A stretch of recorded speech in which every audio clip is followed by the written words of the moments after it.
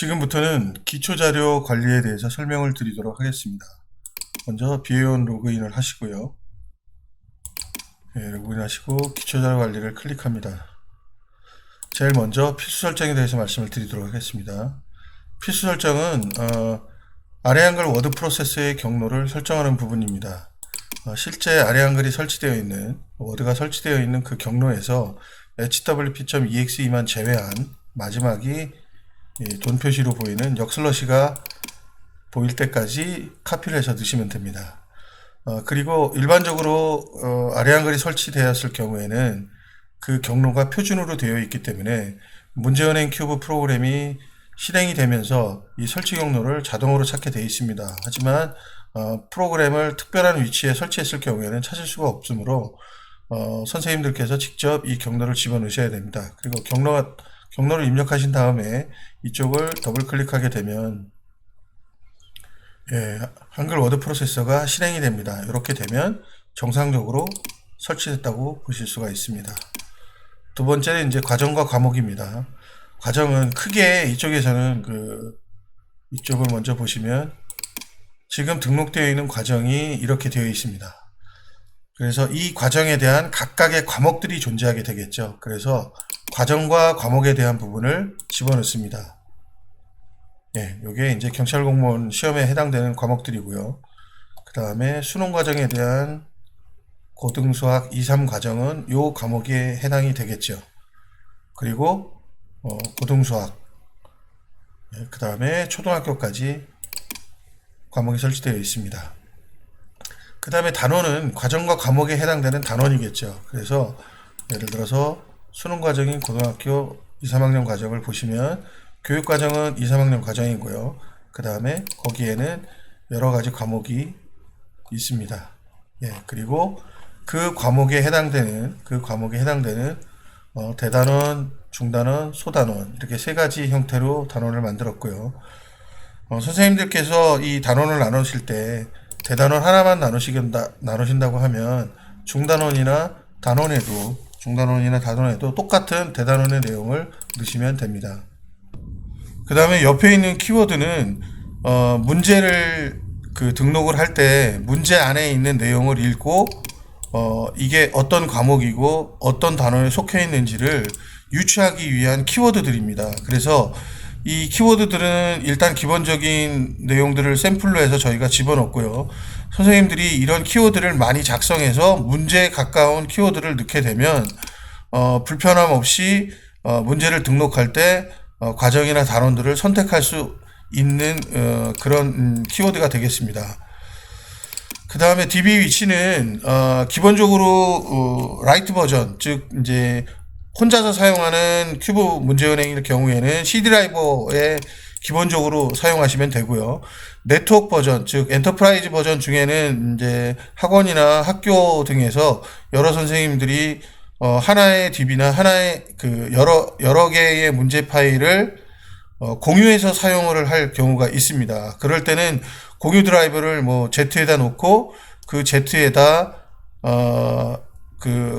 공유해야 될 데이터베이스나 그 다음에 여러 가지 문제 파일을 집어넣고 선생님들이 동시에 문제 출제를 한다라든가 문제를 등록한다라든가 할 경우에 DB 위치 선택을 할 때 여기에 이제 공유한 그 드라이브를 선택을 하시면 됩니다.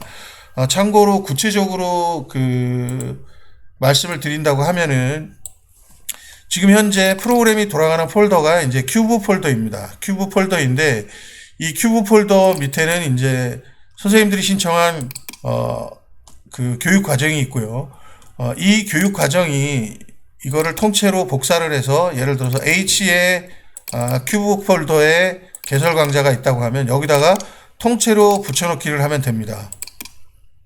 통째로 이렇게 붙여넣기를 하게 되면 그리고 이 드라이버를 예를 들어서 지금 공유된 H 드라이버로 다 바꾸게 되면 선생님들이 H 드라이브에 있는 데이터베이스와 그 다음에 H 드라이브에 있는 문제 파일들을 다 공유를 해서 사용을 하는 것이거든요.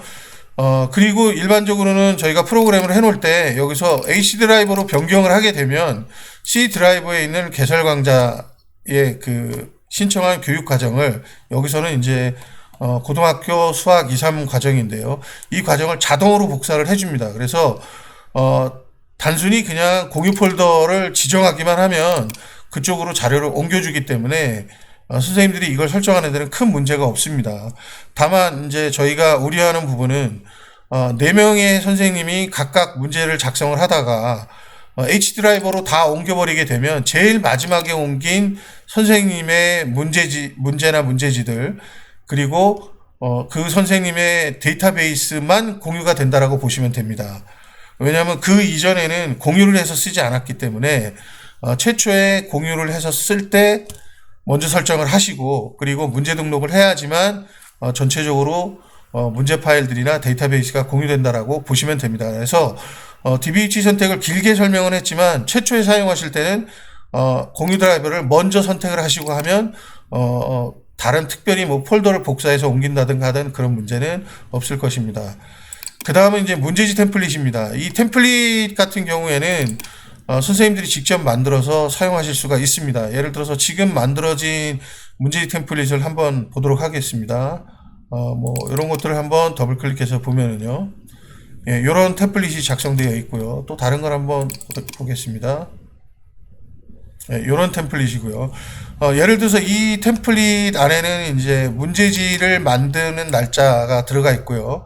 그 다음에 이제 이름이 이렇게 들어가 있는데 문제지 자체에는 이제 항상 홍길동이라고 들어가 있고요. 그 다음에 날짜도 2020년 1월 1일로 되어 있는데 실제 문제지가 출력이 될 때는 이러한 내용은 바뀌질 않습니다. 다만 오답 노트일 경우에만 이 이름이 학생의 이름으로 바뀌고 그 다음에 출력 일자가 2020년 1월 1일로 되어 있는 날짜가 출력되는 일자로 바뀌게 됩니다. 그리고 이러한 템플릿은 이런 이미지나 그 다음에 뭐 학교나 학원의 어떤 그 로고나 그런 부분들을 선생님들이 직접 디자인하셔서 이쪽에 넣으실 수 있습니다. 그리고 이러한 파일을 새로 만드셔서 직접 여기다 등록을 하시면 됩니다. 그래서 템플릿의 종류를 뭐 번호를 붙여서 놓으시고요. 그 다음에 템플릿 파일에 대한 그 아래 한글 파일의 이름을 넣으시고 거기에 대한 설명을 집어넣으시면 됩니다.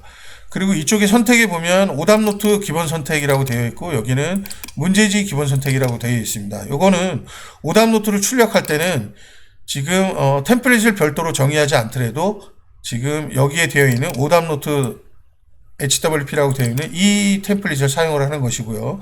문제지를 만들 때는 이 템플릿을 사용하게 됩니다. 그래서 여러분들은 이 템플릿을 직접 다른 걸로 이렇게 선택을 하시고 사용을 하면 원하시는 템플릿을 쓰실 수가 있고요. 물론 아까 말씀드렸던 것처럼 템플릿을 새로 등록하시고 그거를 문제지 기본 선택이라고 정의를 해 놓으시면 됩니다. 기본 선택에 해당되는 건 오답 노트하고 문제지 기본 선택은 하나만 가능하겠고요. 그 다음에 문제지 기본 선택이 2개가 됐을 경우에는 앞에 나오는 문제지 선택이 되기 때문에 요거는 항상 하나만 지정을 하시면 됩니다.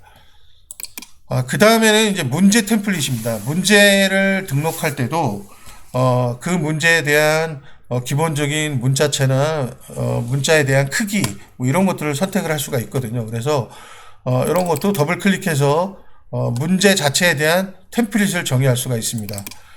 그리고 문제지 템플릿에서 지금은 이제 A4 용지 2단으로 되어 있는 것들이 많습니다. 그런데 이제 더 큰 용지를 선택할 경우에는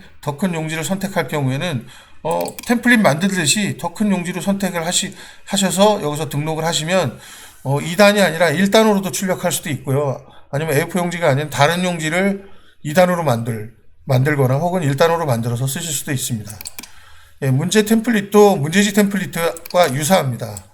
그 다음에 출제 연도는 이제 기본적으로 이제 등록을 해놨고요. 뭐 더 필요하시면 이쪽에 등록해서 쓰시면 되고요. 출전도 이렇게 등록을 했습니다. 물론 여기에 출전이 등록되어 있지 않다 하더라도 직접 문제를 등록할 때 필요한 출전을 입력을 하셔도 됩니다. 그 다음에 출제 유형 같은 경우에는 이제 여러 가지를 이렇게 넣었는데 물론 이것도 없는 것들은 선생님들이 직접 추가해서 넣으시면 됩니다. 여기에 기초 자료에 되어 있는 부분들을 이제 실제 프로그램에 어떻게 적용됐는지를 한번 보면 예를 들어서 뭐 과정이나 과목 같은 경우에는 예를 들어서 문제 작성으로 들어가면 문제 작성보다는 이제 문제 검색에 들어가 보겠습니다. 그래서 이쪽에 보면 이제 지금은 고등수학 2, 3 과정을 선택했기 때문에 거기에 해당되는 과목이 보이는 겁니다. 그리고 그 과목을 선택하면 그 과목에 대한 문제가 보입니다. 지금은 그 과목에 대한 문제가 없기 때문에 그랬는데 방금 전에 등록했던 건 수학 1입니다. 예, 수학 1에 해당되는 과목을 선택을 했을 때의 문제만 보입니다. 그리고 수학 1에 해당되는 다른 단원을 눌렀을 때는 그 단원에 해당되는 문제가 나타납니다. 지금 현재는 이제 방정식에 해당되는 문제가 나타났습니다.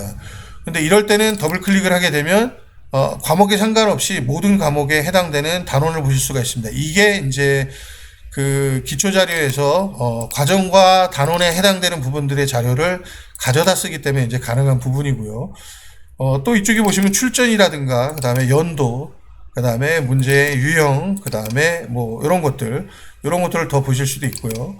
그 다음에 문제 작성 쪽에 가시면 여기에 뭐 연도도 놓고 그 다음에 문제지의 유형, 여기도 단원과 그 다음에 과목들을 선택할 수 있게끔 이렇게 해놨습니다. 그리고 문제 템플릿 세 가지에 해당되는 거는 문제를 가져올 때 어떤 템플릿을 적용을 할 건지에 대한 부분이었고요. 그 다음에 문제지를 작성할 경우에는 문제지 작성에 대한 기본 템플릿이 문제지 작성 버튼을 누르면 기본 템플릿이 적용이 됩니다. 그리고 템플릿 선택을 여기서 특별히 다시 할 수도 있습니다. 이쪽에 보면 이제 문제지는 이게 기본 선택이 되어 있고요. 오답 노트는 이게 선택이 되어 있겠죠. 그리고 기존의 기초 자료에 있던 것들을 문제지 출력할 때마다 템플릿을 별도로 나눠서 선택할 수 있다는 그런 장점들이 있습니다. 예, 그렇기 때문에